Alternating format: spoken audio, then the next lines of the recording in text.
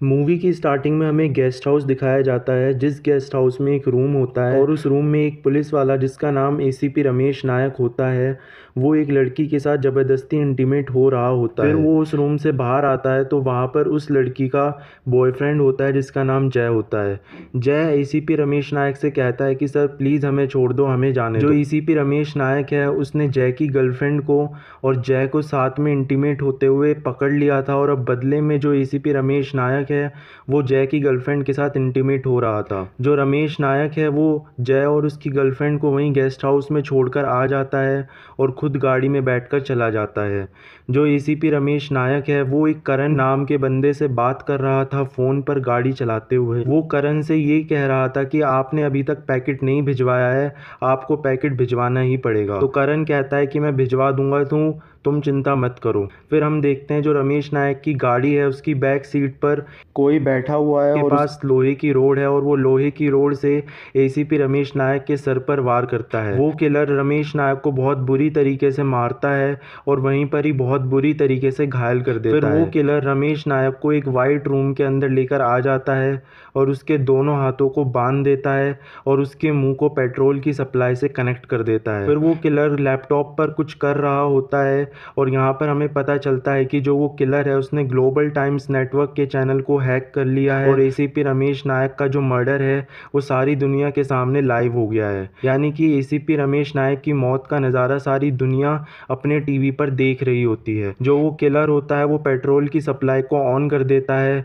जिससे कि जो पेट्रोल होता है वो रमेश नायक के मुंह के अंदर जाने लगता है और ये सब कुछ ऑडियंस टीवी पर लाइव देख रही होती है। यानी कि एक लाइव मर्डर होता है। यहाँ पर एसीपी रमेश नायक बहुत बुरी तरीके से मारा जाता है और ये सब कुछ टीवी पर लाइव दिख रहा होता है। आगे कहानी में हमें ग्लोबल टाइम्स नेटवर्क का सीईओ राहुल ओबरॉय दिखाया जाता है। राहुल ओबरॉय को पुलिस स्टेशन में बुलाया गया है लेकिन वो इस समय बहुत ज़्यादा गुस्से में है कि उसे पुलिस स्टेशन में किसने बुलाया। यहाँ पर हमें इंस्पेक्टर कबीर देशमुख दिखाया जाता है। इंस्पेक्टर कबीर देशमुख कहता है कि अपने चैनल पर लाइव मर्डर दिखाकर अपने चैनल की रेटिंग्स को हाई ले जाने का बढ़िया तरीका था आपका। फिर राहुल ओबरॉय कहता है कि मेरे ऊपर इतना बड़ा इल्ज़ाम लगाने से पहले तुम्हें यह सोचना चाहिए कि आखिर मैं हूँ कौन। कबीर देशमुख और राहुल ओबरॉय के बीच थोड़ी बहुत बातें होती हैं और फिर राहुल ओबरॉय वहाँ पुलिस स्टेशन से चला जाता है।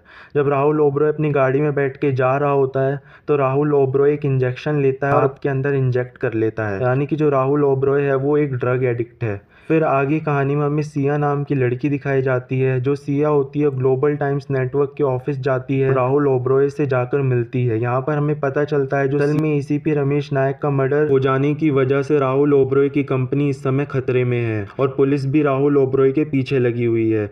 लेकिन जो सिया होती है वो राहुल की वकील है और सिया राहुल से कहती है कि तुम चिंता मत करो, सब कुछ सही होगा। लेकिन यहाँ पर ठरकी राहुल ओबरॉय सिया की ही लेने की कोशिश करता रहता है। सिया है वो राहुल ओबरॉय को फक ऑफ कह देती है। फिर आगे कहानी में सिया जब अपने घर पर जाती है तो उसे वहाँ पे रणबीर बजाज मिलता है। जो रणबीर बजाज है वो सिया का बॉयफ्रेंड है और सिया और रणबीर दोनों एक दूसरे से प्यार भी करते हैं और फिर वे दोनों यहाँ पर घोड़ा गाड़ी खेलने लगते हैं। फिर आगे कहानी में हमें एक मीटिंग दिखाई जाती है जिस मीटिंग में कबीर देशमुख भी होता है और बाकी पुलिस वाले भी होते हैं और एसीपी भी होता है। वहाँ पे राहुल ओबरॉय अपनी वकील यानी कि सिया से इंट्रोड्यूस करवाता है और इसके साथ साथ जो राहुल ओबरॉय की कंपनी का टेक्निकल हेड है उसे भी इंट्रोड्यूस करवाता है जिसका नाम मैक है। यहाँ पर जो राहुल ओबरॉय की वकील है वो सिया है और जो पुलिस अथॉरिटी का जो वकील है वो रणबीर बजाज है। रानी की जो रणबीर बजाज और सिया है वो दोनों एक दूसरे से प्यार करते हैं लेकिन इस केस के अंदर वे दोनों एक दूसरे के अगेंस्ट। जो राहुल ओबरॉय की कंपनी का टेक्निकल हेड है मैक, वो उस मीटिंग के अंदर ये रिप्रेजेंट करता है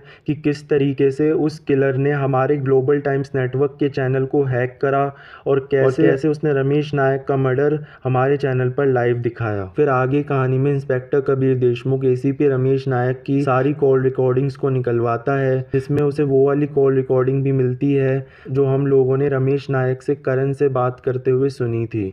यहाँ पर कबीर देशमुख को पता चल जाता है कि जो एसीपी रमेश नायक है उसने लास्ट कॉल करण से करी थी और यहाँ पर करण का पूरा नाम करण पारिक है जो गोवा में बहुत सारे कसिनोज का मालिक है और एक बहुत बड़ा बिजनेसमैन भी है।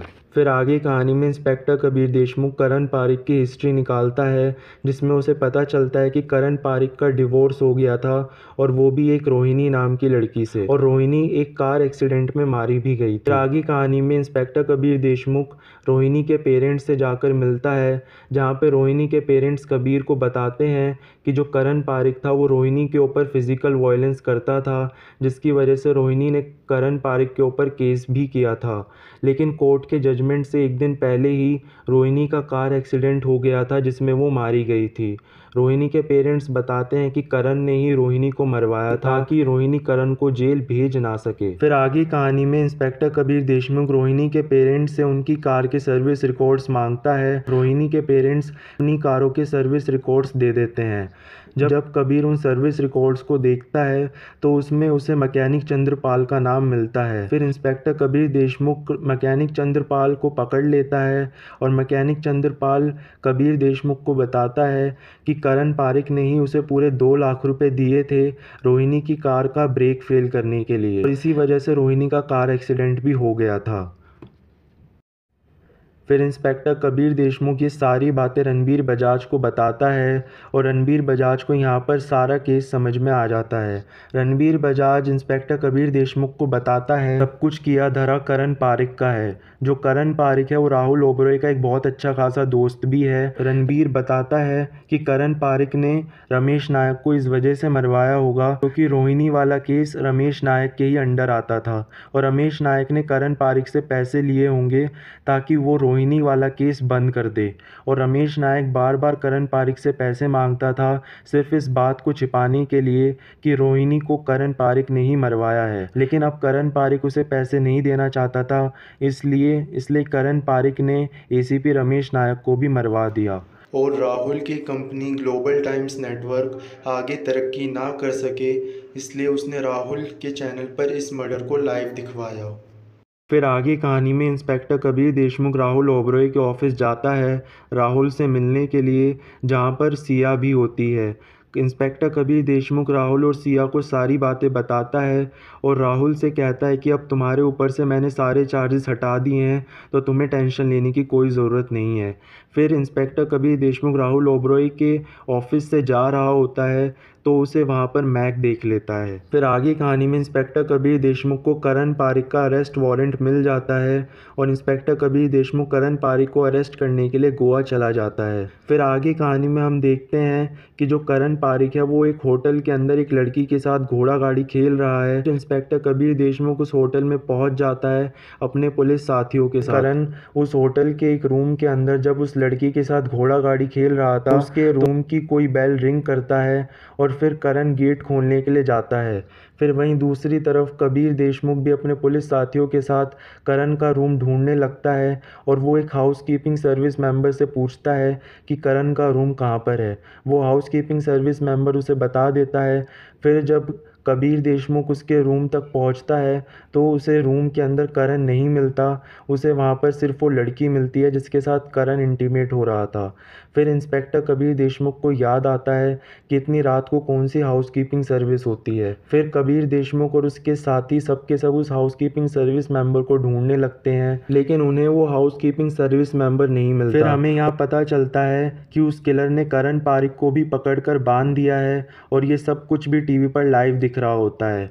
करण पारिक की मौत का नज़ारा लोग टीवी पर लाइव देख रहे होते हैं। वहीं दूसरी तरफ फिर इंस्पेक्टर कबीर देशमुख को एक कॉल आता है और उस कॉल में उसे पता चलता है कि कुछ डिटेक्टिव्स ने उस किलर की लोकेशन को ट्रैक कर लिया है।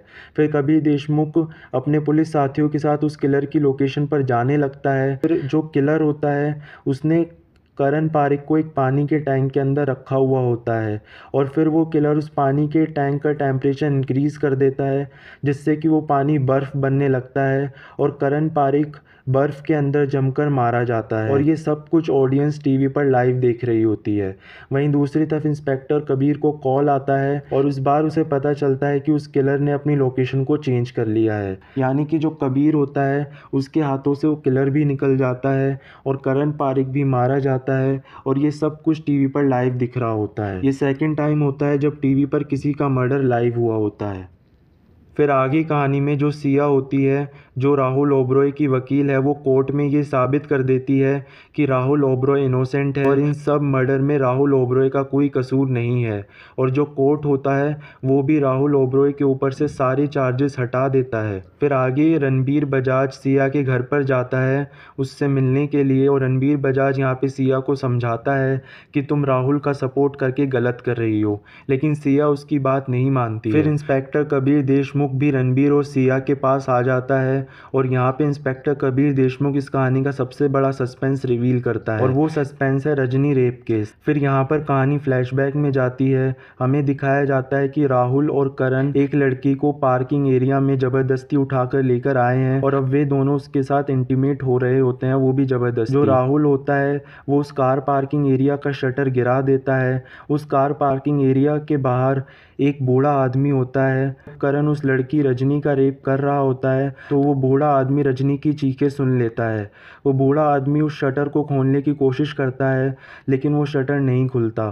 फिर वो बूढ़ा आदमी एसीपी रमेश नायक के पास जाकर बताता है कि कुछ लोग कार पार्किंग एरिया का शटर गिराकर एक लड़की का रेप कर रहे हैं। बूढ़ा आदमी और एसीपी रमेश नायक अपने कुछ पुलिस वालों के साथ उस कार पार्किंग एरिया में जाते हैं जहाँ पे राहुल और करण नहीं होते, लेकिन वहाँ पे रजनी होती है जिसका रेप हो चुका होता है और वो बहुत ज़्यादा ज़ख्मी भी होती है। फिर आगे कहानी में जो रजनी होती है वो एसीपी रमेश नायक को सब कुछ बता देती है कि राहुल और करण ने ही उसका रेप करा है। फिर रजनी और वो बूढ़ा आदमी उन राहुल और करण के खिलाफ कोर्ट में केस कर देते हैं और वे दोनों अपना वकील रणबीर बजाज को रखते हैं। यहाँ पर मैं आपको बता दूं कि रणबीर बजाज का ये पहला केस होता है। फिर आगे राहुल और करण का आदमी रणबीर बजाज के पास पैसे लेकर आता है। रणबीर बजाज उसी आदमी के थ्रू करण से बात करता है और कहता है कि मैं ये पैसे नहीं लूँगा और तुम दोनों को जेल पहुंचा के रहूँगा। फिर रणबीर इस केस को कोर्ट के अंदर रिप्रेजेंट करता है और वो कोर्ट को बताता है कि कैसे राहुल और करण ने रजनी का रेप किया, और फिर वो इस केस के आखिरी गवाह उस बूढ़े आदमी को कोर्ट में बुलाने की इजाज़त चाहता है।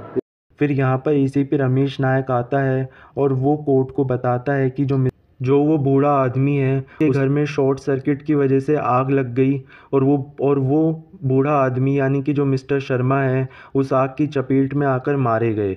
यहाँ पर जो रजनी होती है उसे इंसाफ नहीं मिल पाता। रणबीर बजाज भी अपना पहला केस हार जाता है और जो करण और राहुल होते हैं वो बाइज्जत बरी हो जाते हैं। फिर कहानी प्रेजेंट में आती है। जो रणबीर बजाज है वो राहुल ओबरॉय को बचाना नहीं चाहता और राहुल को जेल भेजना चाहता है, लेकिन जो सिया और कबीर है वो राहुल ओबरॉय को बचाना चाहते हैं और रजनी को भी अरेस्ट करना चाहते हैं। फिर आगे कहानी में इंस्पेक्टर कबीर देशमुख मैक के घर जाता है केस से रिलेटेड कुछ बात करने के लिए, लेकिन मैक अपने घर पर नहीं होता। उसकी नौकरानी होती है जो कबीर को अंदर बुला लेती है। फिर कबीर देशमुख देखता है कि मैक के घर का एक रूम खुला हुआ है। जब कबीर देशमुख उस रूम के अंदर जाता है तो उसे वहाँ पर राहुल ओबरॉय, करण पारिक और एसीपी रमेश नायक की फ़ोटो मिलती है, जिस पर एसीपी रमेश नायक और करण पारिक की फ़ोटो पर क्रॉस लगा हुआ होता है। फिर वहाँ पर रजनी भी आ जाती है जो व्हील चेयर पर होती है। फिर यहाँ पर इंस्पेक्टर कबीर देशमुख को सारा केस समझ में आ जाता है। फिर यहाँ पर इंस्पेक्टर कबीर देशमुख को सारा खेल समझ में आ जाता है। जो रजनी है वो मैक की गर्लफ्रेंड है और ये सब कुछ मैक का किया धरा है। और इसके साथ साथ ये वाली बात भी मैं आपको बता दूं कि जो मैक है वो राहुल ओबरॉय की कंपनी का टेक्निकल हेड भी है। ये सब कुछ किया धरा मैक और रजनी का है ताकि वो राहुल ओबरॉय, करण पारिक और एसीपी रमेश नायक से बदला ले सकें। जो इंस्पेक्टर कबीर देशमुख होता है वो रजनी को अरेस्ट कर लेता है। कबीर मीडिया को भी ये बता देता है टीवी पर अब तक जो भी लाइव मर्डर हुए हैं वो सब कुछ मैक ने करवाए हैं, और ये सारी बातें रणबीर को भी पता चल जाती हैं, सिया को भी पता चल जाती है। फिर अगले दिन इंस्पेक्टर कबीर देशमुख और बाकी पुलिस साथी राहुल ओबरॉय को एयरपोर्ट छोड़ने के लिए जा रहे होते हैं ताकि राहुल ओबरॉय न्यूयॉर्क जा सके और रजनी से बच सके। फिर राहुल ओबरॉय जब एयरपोर्ट जा रहा होता है तो वो गाड़ी में बैठकर ड्रग्स करने लगता है। फिर जब राहुल ओबरॉय एयरपोर्ट पर पहुंच जाता है तो इंस्पेक्टर कबीर देशमुख उसे एयरपोर्ट पर छोड़कर चला जाता है। फिर राहुल ओबरॉय की तबीयत एयरपोर्ट पर बहुत ज़्यादा ख़राब होने लगती है, जिसकी वजह से राहुल ओबरॉय को एम्बुलेंस में ले जाया जा रहा होता है। ये वाली बात इंस्पेक्टर कबीर देशमुख को भी पता चल जाती है। इंस्पेक्टर कबीर देशमुख राहुल ओबरॉय की एम्बुलेंस तक पहुंचता है, लेकिन उसके पहुंचने से पहले ही जो मैक होता है वो पुलिस के गेटअप में आकर राहुल ओबरॉय को एम्बुलेंस में से ले जाता है। और फिर मैक राहुल ओबरॉय को उसी जगह ले आता है जिस जगह उसने इंस्पेक्टर एसीपी रमेश नायक और करण पारिक को मारा था। और वहाँ पर हमें सिया भी दिखाई जाती है और यहाँ हमें पता चलता है कि ये सब कुछ सिया का ही किया धरा है। जो सिया है उसी ने एसीपी रमेश नायक पर हमला करा था और उसी ने ही करण पारिक को भी मारा है। फिर सिया यहाँ पर बताती है रजनी रेप केस का इकलौता गवाह जो वो बूढ़ा आदमी था जिसे तुम लोगों ने मरवा दिया था और ये कहा था कि वो बूढ़ा आदमी एक शॉर्ट सर्किट में मारा गया है, वो मेरा बाप था। कहानी यहाँ पर फ्लैशबैक में जाती है जिसमें सिया अपने फादर यानी कि उस बूढ़े आदमी से फ़ोन पर बात कर रही थी और उसी टाइम उस बूढ़े आदमी के यहाँ पर एसीपी रमेश नायक, राहुल ओबरॉय, करण पारिक आ जाते हैं। जो सिया है अपने पापा के यहाँ पर कैमरा लगाए हुए थे और उन कैमरास को उसने अपने फ़ोन से कनेक्ट करा हुआ था। करण पारिक, राहुल ओबरॉय और एसीपी रमेश नायक उस बूढ़े आदमी यानी कि सिया के फादर के ऊपर मिट्टी का तेल छिड़क देते हैं और उसे आग लगाकर मार डालते हैं। और ये सब कुछ सिया ने अपने फ़ोन पर लाइव देखा होता है और ये सब कुछ सिया ने अपने फादर का बदला लेने के लिए किया हुआ होता है। फिर मैग यहाँ पर बताता है कि जितने भी सैटेलाइट्स हैं वो सारे के सारे डाउन हो गए हैं, जिसकी वजह से हम लोग ग्लोबल टाइम्स नेटवर्क के चैनल को हैक नहीं कर पाएंगे। सिया बताती है कि ये सब कुछ कबीर देशमुख का ही किया धरा होगा। सिया राहुल ओबरॉय को ये भी बताती है कि जो ड्रग्स राहुल ओबरॉय लेता था उसने उन ड्रग्स के अंदर कुछ टॉक्सिक एलिमेंट्स मिला दिए थे, जिसकी वजह से राहुल ओबरॉय की तबीयत एयरपोर्ट पर ही बिगड़ने लगी थी। फिर वहीं दूसरी तरफ जो इंस्पेक्टर कबीर देशमुख होता है वो रजनी रेप केस के सारे डॉक्यूमेंट्स को ध्यान से पढ़ता है और उसे पता चल जाता है उन डॉक्यूमेंट्स के अंदर सिया का भी नाम मिल जाता है और कबीर देशमुख समझ जाता है कि ये सब कुछ सिया का ही किया धरा है। वहीं दूसरी तरफ जो सिया होती है वो राहुल ओबरॉय की बॉडी के अंदर कुछ टॉक्सिक एलिमेंट्स को इंजेक्ट कर रही होती है, जिससे कि राहुल ओबरॉय मरने की कगार पर आ जाता है। लेकिन राहुल ओबरॉय मरने से पहले सिया को बता देता है कि अंदर सिर्फ करण, एसीपी रमेश नायक और मैं ही शामिल नहीं हूँ। इस केस के अंदर रणबीर बजाज भी शामिल है। सिया कहती है कि रणबीर बजाज कैसे शामिल है, ये बताने से पहले ही राहुल मारा जाता है। जब सिया को ये वाली बात पता चलती है कि इन सब में रणबीर भी शामिल है, सिया बहुत बुरी तरीके से टूट जाती है क्योंकि वो रणबीर से प्यार करती थी। लेकिन फिर आगे कहानी में जो सिया होती है वो रणबीर को उसी जगह लेकर आती है जिस जगह उसने राहुल, करण और रमेश नायक को मारा था। और फिर यहाँ पे रणबीर बताता है और कहानी फ्लैशबैक में जाती है। जो रणबीर बजाज होता है, जब करण और राहुल ने उसे पैसे भिजवाए थे तो रणबीर ने वो पैसे लेने से मना कर दिया था। और लेकिन फिर रणबीर बजाज खुद राहुल और करण के पास गया था और उसने ज़्यादा पैसे मांगने की डिमांड करी थी। और रणबीर बजाज ने राहुल और करण को ये आइडिया दिया था इस केस के आखिरी गवाह यानी कि उस बूढ़े आदमी को मरवा दिया जाए तो ये केस अपने आप बंद हो जाएगा और राहुल और करण भी बाइज्जत बरी हो जाएंगे। फिर जो सिया होती है वो रणबीर को सरेंडर करने के लिए कहती है, लेकिन रणबीर सरेंडर नहीं करता और वहाँ से जाने लगता है। लेकिन वहीं पर इंस्पेक्टर कबीर देशमुख भी आ जाता है, जिसे सिया ने ही वहाँ पर बुलाया हुआ होता है। और इंस्पेक्टर कबीर देशमुख ने रणबीर की सारी बातें भी सुन ली होती हैं। और यहाँ पर इंस्पेक्टर कबीर देशमुख रणबीर को सरेंडर करने के लिए कहता है, लेकिन रणबीर सरेंडर नहीं करता। और यहाँ पर कबीर और रणबीर की एक अच्छी खासी फ़ाइट दिखाई जाती है, जिस फाइट के आखिर में आकर सिया रणबीर को गोली मार देती है और यहाँ पर रणबीर भी मारा जाता है और यहीं पर ही इस कहानी का दी एंड हो जाता है।